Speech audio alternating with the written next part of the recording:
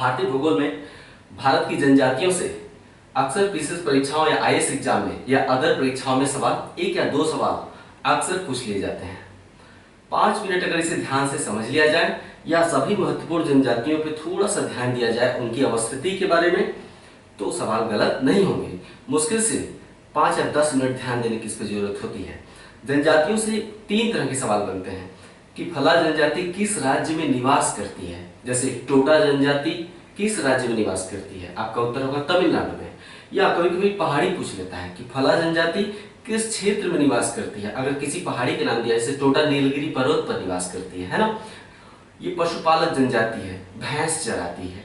तो इस तरह की बातें अगर आप जान जाए तो परीक्षाओं में सवाल गलत नहीं होंगे। बड़ा ही इंटरेस्टिंग चैप्टर होता है ये, है ना, और परीक्षा के लिहाज से बहुत ही महत्वपूर्ण। 3 तरह के सवाल पूछे जाते हैं। फला जनजाति किस राज्य या क्षेत्र में निवास करती है। दूसरा सवाल बनता है आंकड़े पूछ लिए जाते हैं, जैसे भारत में किस राज्य में जनजातियों की जनसंख्या सर्वाधिक है, या भारत में सर्वाधिक जनसंख्या वाला जनजाति समुदाय कौन सा है। पूरे भारत में सर्वाधिक जनसंख्या वाला जनजाति समुदाय कौन सा है। तो इस तरह से आंकड़े पूछे जा सकते हैं। या किस राज्य में जनजातियां नहीं पाई जाती, है ना, इस तरह से आंकड़े पूछे जा सकते हैं। और तीसरी तरह का जो सवाल पूछता है वो जनजातियों के रहन सहन, खान पान और संस्कृति से पूछे जाते हैं। उनकी जो विशिष्ट बातें हैं रहन सहन संबंधी, वहां से आईएएस एग्जाम में भी वैसे सवाल उठाए जाते हैं। इस वीडियो में मैं जनजातियों की अवस्थिति और उनके आंकड़ों से संबंधित बात करूंगा। यहाँ पे आंकड़े कुछ खास दिए हुए हैं, पूरी बातें नहीं लिखी हैं, बताना है और अवस्थिति ध्यान से देखना है। एक बात और, अगर आप गूगल में भारत की जनजातियां हिंदी में टाइप करेंगे, गूगल में भारत की जनजातियां हिंदी में टाइप करेंगे, भारत की जनजातियां भारत कोश, ठीक है, भारत की जनजातियां भारत कोश करके टाइप करेंगे तो आपके सामने जनजातियों की लंबी लिस्ट निकलकर सामने आएगी। उदाहरण के लिए ये देखिए, ठीक है, इतनी जनजातियां यहाँ पे दी हुई हैं। ये देखिए, पहले ऊपर कुछ बातें बताई गई हैं, फिर नीचे जनजातियां हैं। किस राज्य में कितनी जनजातियां हैं देख रहे हैं आप। लगभग 400-500 जनजातियां दी हुई हैं। क्या ये रटना संभव है? नहीं, और इन्हें रटना जरूरी भी नहीं है। खास बात यह है कि इन्हें रटना भी बिल्कुल जरूरी नहीं है। जो नाम पूछे जाते हैं वो वास्तव में बहुत ही पॉपुलर नाम होते हैं, वहीं से सवाल पूछे जाते हैं। लोग क्या करते हैं, दुनिया भर की जनजातियों की लिस्ट सामने रख देंगे, उन्हें याद करेंगे, 4 दिन बाद भूल जाएंगे। भूलना स्वाभाविक है, क्योंकि याद करने का तरीका भी सही नहीं होता है। हमने उन्हीं जनजातियों को लिया है जहां से प्रश्न पूछे गए हैं और जहां से बार बार पूछे जाते हैं, और जो बड़ी जनजातियां हैं, जो महत्वपूर्ण हैं, जो जनसंख्या के लिहाज से काफी महत्वपूर्ण है। तो हम इन जनजातियों की अवस्थिति आइए देख लीजिए, भूलेगा नहीं। 5 मिनट दीजिए। ऊपर से उत्तर से दक्षिण की ओर हम लोग बढ़ते हैं। गुज्जर जनजाति, आप ऐसा करिए एक लिस्ट बना लीजिए। लिस्ट में इधर लिखिए राज्य और इधर लिखिए यहाँ पे राज्य अपनी कॉपी पे, और इधर लिखिए जनजाति। इससे ये पता चल जाएगा किस राज्य में कौन सी जनजाति। जम्मू कश्मीर गुज्जर जनजाति। गुज्जर जनजाति की खास बात जानते हैं क्या है? ये मुस्लिम जनजाति है। इसका जो धार्मिक आस्था है वो मुस्लिम है। तो गुज्जर एक मुस्लिम जनजाति है। या इस तरह से भी सवाल पूछा जा सकता है, निम्नलिखित में से कौन सी जनजाति मुस्लिम है। आप कहेंगे गुज्जर कहाँ रहती है? जम्मू कश्मीर में। जम्मू कश्मीर के दक्षिण में आते हैं। हिमाचल प्रदेश में 4 तरह की जनजातियां हैं और चारों से प्रश्न पूछे गए हैं, बार बार पूछे जाने की संभावना है। गद्दी, बकरवाल, जद्दा, किन्नौर, एक ही जैसा नाम है, गद्दी जद्दा, है ना, गद्दी जद्दा बकरवाल किन्नौर। हिमाचल प्रदेश में जब अभी आपको घूमने का मौका मिला ही होगा, अगर नहीं मिला है कभी आप हिमाचल प्रदेश में जब आप घूमने जाएंगे तो हिमाचल प्रदेश में बहुत ही ऊंची ऊंची पहाड़ियों वाला स्टेट है, जो खासकर लघु हिमालय है, मध्य हिमालय, वो हिमाचल प्रदेश से होकर ही गुजरता है। हम उसे क्या कहते हैं हिमाचल प्रदेश में? धौलाधार। तो हिमाचल धौलाधार श्रेणियों का क्षेत्र है। जब आप शिमला, मनाली या कहीं अन्य क्षेत्रों में घूमने जाएंगे हिमाचल में, तो आपको धौलाधार श्रेणी की ऊंची ऊंची चोटियां दिखाई देंगी। धौलाधार श्रेणी की चोटियां ऊपर बर्फ से ढकी रहती हैं, नीचे थोड़ी सी खुली रहती है, जिन पे घास उगे रहते हैं। आप देखकर दंग रह जाएंगे।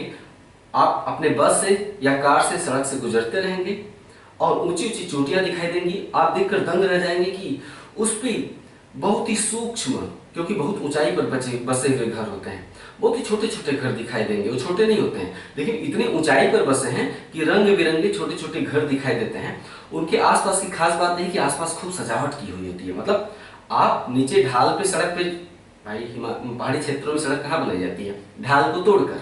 तो आप ढाल वाली सड़क पे चल रहे हैं और ऊंचे ढलान पर देखेंगे तो छोटे छोटे घर दिखते हैं। उनकी ऊंचाई लगभग 4 से 5 किलोमीटर होती है, या कभी कभी 6 से 7 किलोमीटर ऊंचाई पर होते हैं। वो बहुत ऊंचे हुए घर। वहां पे कौन लोग रहते हैं? वो इतनी ऊंचाई पर क्यों रहते हैं? वो नीचे घाटी में जहां बाजार क्षेत्र है वहां पे क्यों नहीं रहते हैं? वो जनजाति हैं। ये गद्दी और बकरवाल जनजातियां हैं। उन ढालों पर जो ऊंचाई पर आप घर देखते हैं, वो गद्दी और बकरवाल समुदाय के घर होते हैं। लकड़ी के घर बना लेते हैं। अपने पास वो भेड़ बकरी पालते हैं। ठीक है, उन्हें बाजार क्षेत्र में लोगों के साथ घुल मिल कर रहना पसंद नहीं होता है। ऊंचाई पर ही रहते हैं, भेड़ बकरी पालते हैं, उन्हीं का दूध पीते हैं, उन्हीं का घी खाते हैं, जरूरत पड़ने पर उन्हीं का मांस खाते हैं। और कभी कभी उनको बेचकर जो उनको रकम मिल जाती है, उससे वो नीचे बाजार में उतरते हैं। उनको बेचकर नून तेल जो खरीदना है खरीद कर फिर ऊपरी ढाल पर चले जाते हैं। हमारे आपके बस की बात नहीं है कि उन ढलानों पर चढ़ पाएंगे। हमने जब वो घूमने गया था मैं, तो पता चला कि इतने ऊंचे ढलानों पर ये रहते हैं, कितने दिन में नीचे उतरते हैं। तो जो ड्राइवर था वहां का स्थानीय बताया कि ये लोग हफ्ते भर में लगभग नीचे उतरते हैं, यानी एक हफ्ते वो ऊपर ही रहते हैं। जब बहुत जरूरत होती है, नून तेल, कुछ नमक तेल वगैरह कुछ खरीदना होता है, तो मार्केट में आते हैं, खरीद के फिर ऊपर ही चले जाते हैं। वो लोगों से कट कर रहना पसंद करते हैं। उनको प्रकृति से लगाव है, प्यार है। तो वो ऊपर हरियाली घास फूस क्षेत्र में अपने भेड़ बकरियों के साथ रहते हैं। आर्थिक विकास में उनकी भागीदारी लगभग न के बराबर है। उनका बल, हमने सोचा कि उनका बल किस चीज पे होता है? पैसा तो कमाना नहीं चाहते हैं, तो किस शौक के चलते इतना ऊंचाई पर रहते हैं? और ये भी पता चला कि जब वो नीचे उतरते हैं तो उनको लगभग 3 से 4 घंटे लगते हैं। हमने पूछा अगर हम आपको चढ़ना हो ऊपर, तो बोला कि हमको आपको चढ़ने में लगभग 10 से 12 घंटे लग सकते हैं। क्यों? क्योंकि जिन रास्तों से चढ़ना है वो टेढ़े मेढ़े होते हैं। और बोला कि हम आप चढ़ ही नहीं पाएंगे, पैर दर्द करने लगेगा। उनकी आदत होती है 2-3 घंटे में दौड़ के उतर जाते हैं और 2-3 घंटे में दौड़ के फिर चढ़ जाते हैं। तो उनको शांति चाहिए। क्या चाहिए? शांति, पीस चाहिए। उतने ऊंचे पर, यानी ऊंचाई पर जाने पर हवाएं और ठंडी हो जाती हैं। उतने ऊंचाई पर यानी गर्मी भी अगर पड़ रही है, जून का महीना भी है, तो ऊंचे ढलानों पर बहुत ही शीतल हवाएं चलती हैं। तो उस ठंडी वातावरण में रहना पसंद करते हैं। हरियाली के बीच उनके घर के आसपास खूब आप देखेंगे तो फ्लावरिंग की गई होती है, फूल पौधे लगाए गए होते हैं, बड़ा रंगीन नजारा होता है अगर नीचे से ऊपर आप देखेंगे तो गद्दी बकरवाल समुदाय के लोग हैं। हिमाचल प्रदेश में धौलाधार श्रेणी की ढालों पर रहते हैं। साथ ही जद्दा और किन्नौर भी पशुपालक ही हैं ये। ठीक है, हिमाचल प्रदेश की तरह ही उत्तराखंड में जो नजारा दिखता है सेम, वो जनजाति समुदाय दूसरा है। इनका नाम है थारू, बुक्सा, भोटिया और जौनसारी। थारू, बुक्सा, भोटिया और जौनसारी। इधर लिस्ट में लिखेंगे उत्तराखंड, सामने लिखेंगे जनजातियों के नाम। 4 जनजाति हमने बताई। पंजाब हरियाणा में कोई जनजाति नहीं रहती है। पंजाब हरियाणा जनजाति विहीन स्टेट है। पंजाब हरियाणा और दिल्ली, पश्चिमोत्तर भारत में पंजाब हरियाणा दिल्ली का जो क्षेत्र है, यहाँ पे जनजातियां नहीं रहती हैं। राजस्थान, यहाँ पर 3 जनजातियों से सवाल पूछे जा सकते हैं। बहुत सी जनजातियां ऐसी हैं जो एक राज्य में नहीं रहती हैं, बहुत से राज्यों में रहती हैं। जैसे बंजारा गुजरात में भी रहेंगे, महाराष्ट्र में भी रहेंगे, छत्तीसगढ़ में भी रहेंगे, उड़ीसा में भी मिल जाएंगे। ऐसे जनजातियों से सवाल नहीं पूछे जाएंगे जो कि सभी राज्यों में रहते हैं। ये विशिष्ट जनजाति से सवाल पूछे जाते हैं जो कि किसी निश्चित क्षेत्र में रहती हैं। ठीक है, तो अब जैसे भील, यहाँ पे मध्य प्रदेश में लिखा है। भील राजस्थान में भी रहते हैं, मध्य प्रदेश में भी रहते हैं, बड़ा जनजाति समुदाय है। छत्तीसगढ़ में भी पा जाएंगे, झारखंड में भी पा जाएंगे, उड़ीसा में भी पा जाएंगे आप इन्हें कम जनसंख्या में। तो लेकिन भील जब पूछेगा तो आपका उत्तर क्या होगा? मध्य प्रदेश। क्यों? क्योंकि इनका सबसे बड़े जनसंख्या कहाँ पाई जाती है? मध्य प्रदेश में पाई जाती है। तो अब आप ये प्रश्न नहीं कर देंगे भील तो छत्तीसगढ़ में भी है, राजस्थान में भी है, ऐसा नहीं है। भील हम मध्य प्रदेश से जोड़ते हैं। क्यों?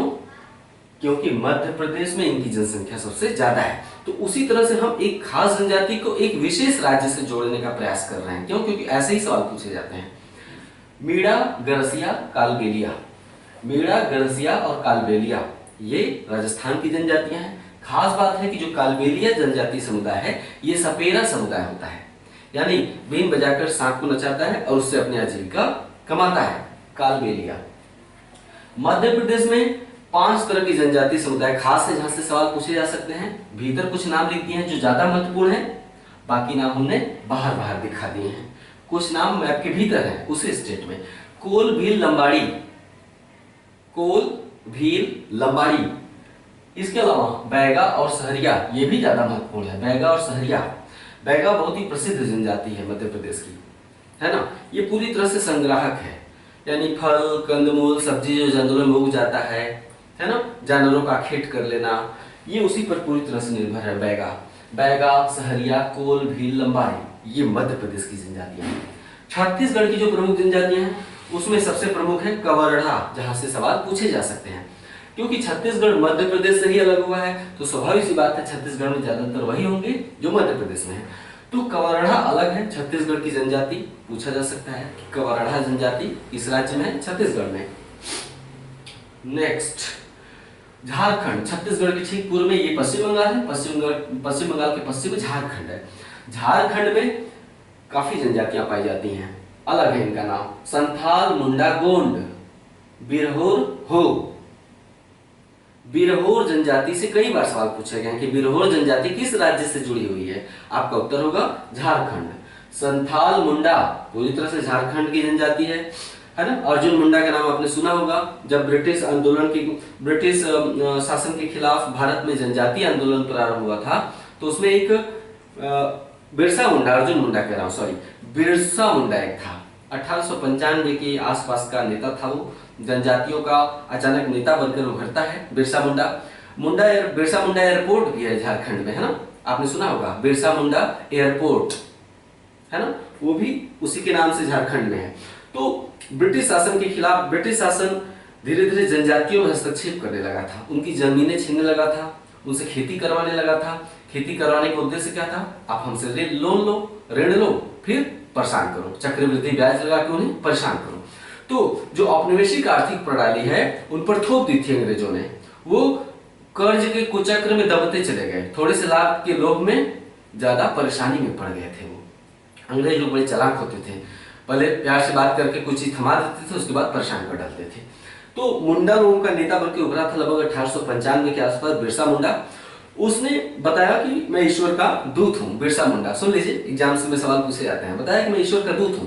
मुझे उसमें अंग्रेजों को जनजातियों में क्या कहा जाता था मुझे याद नहीं आ रहा है। अंग्रेजों को जनजाति लोग अंग्रेजों को कुछ दिकू, हाँ, जो बाहरी लोग होते थे, अंग्रेज ही नहीं, जैसे बाहरी जमींदार, अंग्रेज, बाहरी महाजन, जो जनजातियों पर अपना शिकंजा कसना चाहते थे, है ना, तो जनजाति लोग बाहरी लोगों को दिकू कहते थे। तो वो कहता था कि ईश्वर ने, बिरसा मुंडा कहता था कि ईश्वर ने मुझे दिकुओं से या दिकुओं के शोषण से छुटकारा दिलाने के लिए भेजा है। अब समय आ गया है कि हम इन दिकुओं का रक्तपात करें। तो भयंकर आंदोलन छिड़ता है, लेकिन एक ऐसा साम्राज्य जो पूरी दुनिया पर शासन करता हो, उससे हम लाठी डंडे और तीर भाला लेकर कब तक लड़ेंगे। तो बड़े पैमाने पर मुंडा लोगों की हत्याएं हुई क्योंकि उन्होंने हिंसक आंदोलन छेड़ दिया था। गांधी जी की हत्या कभी क्यों नहीं? क्योंकि गांधी जी हिंसक आंदोलन नहीं छेड़ते थे, अहिंसक आंदोलन छेड़ते थे। तो अहिंसक आंदोलन या व्यक्ति को दबाना बड़ा मुश्किल होता है, लेकिन अगर आप हिंसक हैं तो 2 मिनट में दबा दिए जाएंगे। क्यों? कानून का राज होता है, तो कानून के खिलाफ नहीं जाना चाहिए। तो मुंडा लोग क्या किए कि कानून को हाथ में लिए, बड़े पैमाने पर रक्तपात हुआ। बिरसा मुंडा भी इसी में मारा गया। बड़ा हिट हो गया था 1895 के दशक में। लोग बिरसा मुंडा के नाम से गाने गाते हुए चलते थे, जनजाति क्षेत्र के लोग उसको उनको सच में लगता था कि ये ईश्वरी है। तो संथाल, मुंडा, कोंड, बिरहोर, हो, ये जनजातियां झारखंड की हैं। पश्चिम बंगाल की जो जनजातियां हैं उनमें सबसे प्रमुख है भूमिज। ठीक है, भूमिज जनजाति पश्चिम बंगाल की है, और लोधा, भूमिज और लोधा याद कर लीजिएगा। नेक्स्ट, महाराष्ट्र में आते हैं। महाराष्ट्र में 2 प्रमुख जनजातियां हैं जहां से सवाल पूछे जा सकते हैं। कोली, बंजारा। सेम जनजाति गुजरात में भी है, कोली और बंजारा। ध्यान दीजिएगा, कोल मध्य प्रदेश में है, कोल और कोली में गैप कीजिएगा अंतर। कोल मध्य प्रदेश में है, कोली महाराष्ट्र और गुजरात में है, कोली, है ना। कोली बंजारा महाराष्ट्र और गुजरात में। एक मुरिया है, मुरिया जनजाति भी यहाँ लिखा नहीं हूँ, गुजरात की ही है। तो यहाँ पे गुजरात में लिखिएगा कोली, बंजारा और मुरिया। यहाँ पे कोली और बंजारा। कर्नाटक में है तो सबसे प्रमुख भारती है, भारतीय जनजाति। ये सवाल पूछा गया है, फिर पूछा जाएगा कि भारतीय जनजाति किस स्टेट से रिलेटेड है। आपका उत्तर होगा कर्नाटक। आंध्र प्रदेश की 3 प्रमुख जनजातियां हैं जहां से सवाल पूछे जा सकते हैं, केंचु, लंबाडा, बहुरूपिया। चेंचू, लंबाडा, बहुरूपिया, आंध्र प्रदेश। टोडा जनजाति बड़ी फेमस है, ये तमिलनाडु क्षेत्र में जो नीलगिरी पहाड़ी का एरिया है उस पर निवास करती है टोडा जनजाति। टोडा जनजाति भैंस पालन वाली जनजाति है, ये भैंस पालती है। जैसे गद्दी बकरवाल क्या पालते हैं, भेड़ बकरी, उसी तरह टोडा जनजाति नीलगिरी पहाड़ी पर भैंस पालन पर निर्भर करती है ना। तो टोडा और बड़गा ये जनजातियां तमिलनाडु की हैं, नीलगिरी पहाड़ी क्षेत्र में रहती हैं। केरल की प्रमुख जनजातियां हैं मोप्पिला, नायर और कारथ। मोप्पिला, नायर, कारथ। ये हो गई भारत के प्रमुख क्षेत्र की जनजातियां। पूर्वोत्तर भारत की देख लेते हैं। सिक्किम में है लेप्चा, लेप्चा, और एक और है भोटिया। नहीं, भोटिया उत्तराखंड की है। सिक्किम की लेप्चा जनजाति है, ठीक है। ये हमेशा पूछा जाता है कि लेप्चा कहां से रिलेटेड है। 4 जनजातियों के नाम दे देंगे, 4 राज्य दे देंगे, सुमेलित करने को भी कभी कभी बोल देते हैं एग्जाम में। तो लेप्चा, सिक्किम। इसके अलावा गारो खासी जयंतिया जनजातियां मेघालय में भी हैं, असम में भी हैं। ये मेघालय जहां शिलांग पठार है, तो मेघालय में भी भाई शिलांग पठार की तो 3 पहाड़ियां हैं ना, गारो खासी जयंतिया, तो उन्हीं के नाम पे जनजातियों का भी नाम है गारो खासी जयंतिया। ये तीनों जनजातियां मेघालय में भी हैं और असम में भी हैं। हाँ, बोडो जनजाति असम की है, यानी असम की जनजातियां कौन कौन सी हो गई, गारो खासी जयंतिया और बोडो। अरुणाचल प्रदेश की जनजातियां हैं डफला, मेरी, अबोर, मिश्मी। जब हम हिमालय की शिवालिक श्रेणी पढ़ा रहे थे तो बताया था कि शिवालिक श्रेणी क्या पूरा हिमालय ही पूर्व में आके बहुत संकरा हो गया है, जिसके चलते पूर्व में हिमालय की जो 3 श्रेणियां हैं, बृहद हिमालय, लघु हिमालय, शिवालिक श्रेणी, इन तीनों के बीच घाटियां बिल्कुल विलुप्त हो गई। क्यों? क्योंकि तीनों श्रेणियां आपस में एकदम दब गई हैं, जिसके चलते पूर्वी हिमालय में ऊंचाई काफी बढ़ जाती है, तीखे ढाल पाए जाते हैं। तीखे ढाल पूर्वी हिमालय में क्यों पाए जाते हैं? क्योंकि हिमालय क्षेत्र में जैसे लगता है कि दबाव बहुत ज्यादा पड़ा हो, तीनों श्रेणियां आपस में नजदीक आ गई हैं। इसके चलते शिवालिक श्रेणी पूर्वोत्तर भारत में कटी छटी हुई नजर आती है। शिवालिक श्रेणी पूर्वोत्तर भारत में आते आते यहाँ पे एकदम विलुप्त हो जाती है, इतना दबाव पड़ गया है, यानी शिवालिक मिल गई है लघु हिमालय के साथ। लेकिन कहीं कहीं शिवालिक का अलग स्वरूप नजर आता है, टूटी फूटी पहाड़ियों के रूप में बिखरे हुए, निरंतर नहीं दिखाई देती है, बिखरा हुआ दिखाई देती है जगह जगह। तो शिवालिक की पहाड़ियों के यहाँ नाम लिखा गया है डफला, मेरी, अबोर, मिश्मी। यहाँ पे डफला, मेरी, अबोर, मिश्मी। तो वास्तव में इन पहाड़ियों का नाम जनजातियों के नाम पर रखा गया है। ये चारों अरुणाचल प्रदेश की जनजातियां हैं। नगा और कोन्याक नागालैंड की जनजातियां हैं। नगा तो स्वाभाविक सी बात है, नगा नाम आएगा तो कोई बच्चा बता देगा कि नगा जनजाति नागालैंड की है। कोन्याक याद रखिएगा, पूछा गया है। कोन्याक जनजाति कहाँ की है? नागालैंड की है। कुकी बड़ी फेमस जनजाति है, कुकी आंदोलन भी हुआ था ब्रिटिश काल में। कुकी जनजाति मणिपुर की है। कुकी आंदोलन कहाँ हुआ था? मणिपुर में हुआ था। इस तरह से भी तो सवाल इतिहास से पूछा जा सकता है। तो कुकी जनजाति मणिपुर की है। इसके अलावा त्रिपुरा की एक जनजाति यहाँ पे रियांग, रियांग त्रिपुरा की जनजाति है। ये हो गया भारत की जनजातियां, उनके नाम और अवस्थिति, कहां पे निवास करते हैं। आपका सवाल है क्या उत्तर प्रदेश में जनजातियां नहीं पाई जाती? क्यों नहीं पाई जाती हैं? यही जो उत्तराखंड की जनजातियां हैं, मैदानी क्षेत्रों में तो जनजातियां पाई नहीं जाएंगी। जनजातियां कहाँ रहती हैं? क्या बनारस, इलाहाबाद और गाजियाबाद में रहेंगी? नहीं, उत्तर प्रदेश ज्यादातर मैदानी क्षेत्र है। तो उत्तर प्रदेश में जनजातियां कहाँ रहेंगी? तराई क्षेत्र में, जहाँ पे हिमालय पर्वत के ढाल पाए जाते हैं। लेकिन उत्तर प्रदेश का ज्यादा क्षेत्र कहाँ चला गया? उत्तराखंड में चला गया। तो वास्तव में ये पहले उत्तर प्रदेश की ही जनजातियां थी, थारू, भुक्सा, भोटिया और जौनसारी। लेकिन अब वर्ष 2000 के बाद अब ये उत्तराखंड की जनजातियां हो गई। लेकिन अब एक सवाल आपसे पूछा जाएगा कि उत्तर प्रदेश में कौन से जनजातीय समुदाय निवास करते हैं, तो आप कहेंगे थारू, भुक्सा, भोटिया, जौनसारी, क्योंकि कुछ संख्या में, कम जनसंख्या में ये उत्तर प्रदेश में निवास करते हैं, खासकर तराई क्षेत्र में, हिमालय के तराई क्षेत्र में। दूसरे तरह का जो सवाल जनजातियों से पूछता है वो आंकड़े पूछे जाते हैं। आइए आंकड़े देख लेते हैं। मध्य प्रदेश, महाराष्ट्र लिखा है, इसका अर्थ क्या है? क्या समझ रहे हैं आप? भारत में किस राज्य में जनजातियों की सबसे ज्यादा जनसंख्या है? किस राज्य में जनजातियों की सबसे ज्यादा जनसंख्या है? या सर्वाधिक जनजातीय जनसंख्या वाले राज्य का नाम बताइए। तो सर्वाधिक जनजातीय जनसंख्या वाला राज्य है मध्य प्रदेश। ठीक है, जनजातियों की सर्वाधिक जनसंख्या कहाँ है? मध्य प्रदेश में। इसके बाद महाराष्ट्र में। सर्वाधिक जनजातीय जनसंख्या वाला राज्य, यानी जनसंख्या पॉपुलेशन की बात कर रहा हूं, जनजातियों की सबसे ज्यादा पॉपुलेशन मध्य प्रदेश में, इसके बाद महाराष्ट्र में है। जनजातियों की सर्वाधिक प्रतिशत जनसंख्या वाला राज्य, ये तो सर्वाधिक जनसंख्या की बात कर लिया, नंबर की। अब यहाँ पे जनजातियों की सर्वाधिक प्रतिशत जनसंख्या वाला राज्य मिजोरम है। मिजोरम की 94% आबादी जनजाति है। नेक्स्ट, जनजातियों की सर्वाधिक प्रतिशत जनसंख्या वाला केंद्र शासित प्रदेश, ये तो हो गया राज्य। सर्वाधिक प्रतिशत जनसंख्या वाला केंद्र शासित प्रदेश लक्षद्वीप। लक्षद्वीप की भी 94% आबादी जनजाति है केंद्र शासित प्रदेशों में। जनजातियों की न्यूनतम जनसंख्या वाला राज्य या न्यूनतम जनजातीय जनसंख्या वाला राज्य गोवा। खास बात है कि गोवा के बाद न्यूनतम जनजातीय जनसंख्या उत्तर प्रदेश में रहती है। क्यों? क्योंकि ज्यादातर पहाड़ी क्षेत्र कहाँ चले गए? उत्तराखंड में। तो सबसे कम जनजातियों की जनसंख्या गोवा में है, राज्यों में, उसके बाद हमारे उत्तर प्रदेश में। नेक्स्ट, गोंड, भील, संथाल, ये क्या है? पहले गोंड को ध्यान देते हैं। सवाल ये पूछा जाता है कि भारत में किस जनजातीय समुदाय की जनसंख्या सबसे ज्यादा है? पूरे भारत में किस जनजातीय समुदाय की जनसंख्या भारत में सबसे ज्यादा है? या भारत में सर्वाधिक जनजातीय जनसंख्या वाला समुदाय कौन सा है? आप कहेंगे गोंड।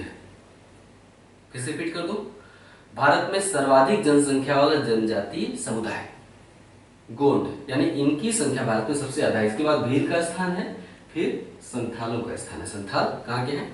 झारखंड के। गोंड, भील, संथाल। खास बात है कि गोंड कहाँ के हैं? झारखंड के हैं, लेकिन बेसिकली झारखंड के हैं। गोंड वास्तव में पूरे मध्य भारत में पाए जाते हैं, मध्य प्रदेश में भी, छत्तीसगढ़ में भी, उड़ीसा में भी, लेकिन बेसिकली झारखंड के हैं। गोंड सबसे ज्यादा भारत में जनसंख्या इन्हीं की है, गोंडों की है ना। उसके बाद भील की है। भील कहाँ पे है? मध्य प्रदेश में है। उसके बाद संथालों की है। संथाल कहाँ पे है? झारखंड में। हाँ, पंजाब, हरियाणा, दिल्ली, चंडीगढ़ में जनजातियों की जनसंख्या नहीं पाई जाती है। यहाँ पे कोई जनजाति समुदाय नहीं पाया जाता है। नेक्स्ट, किसी भी जनजाति समुदाय को अधिसूचित करने का अधिकार भारत के राष्ट्रपति के पास होता है। किसी भी जनजाति समुदाय को अधिसूचित करने का अधिकार राष्ट्रपति के पास होता है। इसका अर्थ क्या समझते हैं? जैसे कि कोई पशुपालक या चरवाहा समुदाय है, जंगलों में रह रहा है, उसे जनजाति कौन घोषित करेगा? राष्ट्रपति घोषित करेंगे। राष्ट्रपति उसे अनुसूचित जनजाति या नहीं, अनुसूचित नहीं, जनजाति की हम बात कर रहे हैं। तो कोई समुदाय जनजाति है, जनजाति क्या होती है?